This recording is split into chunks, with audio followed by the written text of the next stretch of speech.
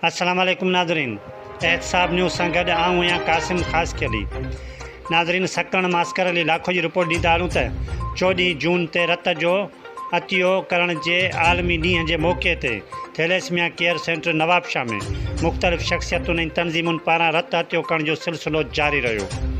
जॾहिं त thalassemia patient welfare society जे secretary doctor Mohammad Sadiq Sial, joint secretary Ghulam Nabi Channa, account officer Mansoor Pasha, medical officer doctor Umar Shahzad Rathore, board member Khan Mohammad Pali, manager Mujib रहमान ख़ासि अली, पीर रफ़ीक ऐं ॿियनि पिणु रत जो अतियो कयो।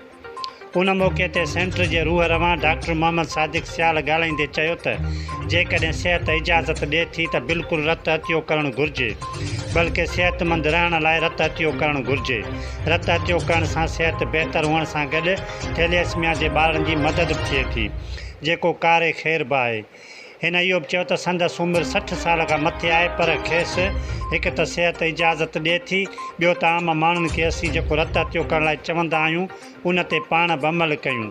इहो ई सबबु आहे जो अॼु 14 जून ते थैलेसमिया सेंटर जे स्टाफ पिणु रत अतियो कयो आहे।